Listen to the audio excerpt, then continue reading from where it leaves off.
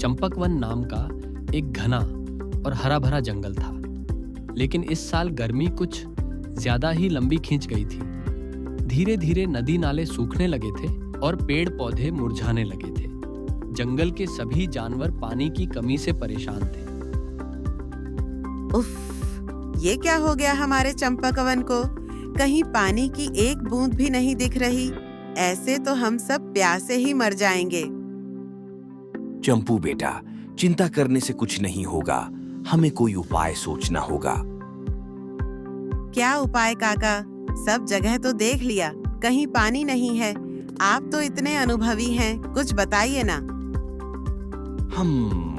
मुझे अपने परदादा से सुनी एक कहानी याद आ रही है। उन्होंने बताया था कि इस जंगल के उत्तर में, जहां सूरज की पहली किरण सबसे पहले पहुंचती है, वहां एक छिपी हुई अमृत झील है। उसका पानी कभी नहीं सूखता और उसमें जादुई गुण है। अमृत झील? सच में काका? फिर तो हमें वहां चलना चाहिए। मैं अभी सबको बताता हूँ। रुको चंपू, वो झील ढूंढना इतना आसान नहीं है। मेरे परदादा कहते थे कि उस तक पहुंचने का रास्ता बहुत कठिन है और कई पहेलियों से भरा है। सिर्फ वही वहां पहुंच सकता है जिसमें बुद्धि, साहस और सबसे ज्यादा धैर्य हो। पहेलियां? लेकिन काका, हमें कोशिश तो करनी ही चाहिए। मेरी चतुराई और आपकी समझदारी मिलकर जरूर काम आएगी। ठीक कहा तुमने चंपू।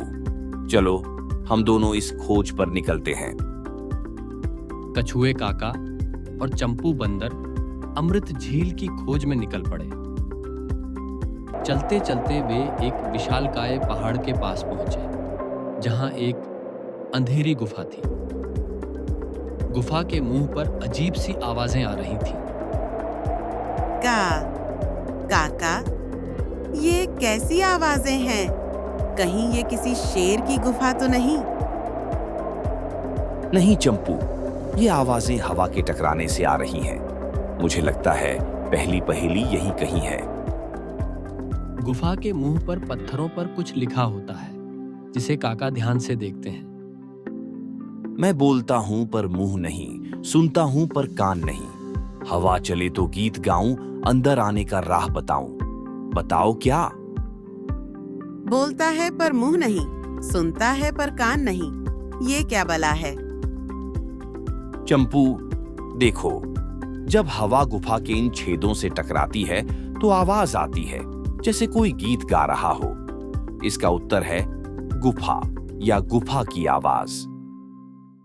जैसे ही काका ये बोलते हैं, गुफा के अंदर एक छोटा सा रास्ता रोशनी से जगमगा उठता है। वाह काका, आप तो सच में महान हैं। चलिए जल्दी। गुफा पार करके वे एक गहरी खाई के पास पहुंचे, जिसके ऊपर पतली पतली लताओं के 3 पुल बने थे, जो आपस में उलझे हुए थे। समझ नहीं आ रहा था कि कौन सा पुल खाई के पार जाएगा। तीनों पुल अलग अलग दिशाओं में जाते हुए दिख रहे हैं। एक बहुत कमजोर लग रहा है, एक सांप की तरह लिपटा हुआ है और एक सीधा पर अधूरा सा है। यहाँ लिखा है 3 रास्ते, एक सही। बुद्धिमान चुने वही, जो सूरज को देख मुस्काए और फूलों तक पहुंचाए। सूरज को देख मुस्काए, फूलों तक पहुंचाए। चंपू जल्दी से एक पुल पर चढ़ने की कोशिश करता है, जो सबसे मजबूत लग रहा है, पर वो बीच में ही खत्म हो जाता है। अरे, ये तो अधूरा है। चंपू, धैर्य रखो, पहेली को समझो। सूरज को देख मुस्काए। सुबह सूरज किस दिशा से उगता है? पूरब से। और देखो, उस तरफ पूरब की दिशा वाले पुल के आखिर में कुछ जंगली फूल खिले हैं, जो सूरज की रोशनी में चमक रहे हैं। काका उस पुल की ओर इशारा करते हैं, जो थोड़ा घुमावदार है, पर जिसके अंत में खाई के पार फूल दिख रहे। अरे हाँ, मैंने तो ध्यान ही नहीं दिया। मैं अभी जाकर देखता हूँ। चंपू फुर्ती से उस पुल पर चढ़ता है और सुरक्षित दूसरी तरफ पहुंच जाता है। फिर वो काका की मदद करता है। पुल पार करते ही उन्हें सामने एक अद्भुत दृश्य दिखाई दिया। नीले पानी से भरी एक सुंदर झील जिसके चारों ओर हरे भरे पेड़ और खिले हुए फूल थे। यही थी अमृत झील। मिल गई, अमृत झील मिल गई। काका, हमने कर दिखाया। हाँ चंपू, तुम्हारी चतुराई और मेरे अनुभव ने मिलकर ये संभव कर दिया। और सबसे जरूरी, हमने धैर्य नहीं खोया। दोनों पानी पीते हैं। चंपू एक बड़ा सा पत्ता लेता है और उसमें पानी भरने लगता है। मैं ये जादुई पानी जंगल के बाकी जानवरों के लिए ले जाऊंगा। बहुत अच्छे चंपू, असली खुशी दूसरों की मदद करने में ही है। कछुए काका और चंपू बंदर अमृत झील से पानी लेकर वापस चंपकवन पहुंचे। उन्होंने वो पानी सूखी नदी में डाला और देखते ही देखते नदी फिर से बहने लगी। पेड़ पौधे हरे हो गए और सभी जानवर खुशी से झूम उठे। कछुए काका, चंपू भैया, आपका बहुत बहुत धन्यवाद। आपने हम सबको बचा लिया। ये सब कछुए काका की समझदारी और मेरे थोड़े से दिमाग का कमाल है।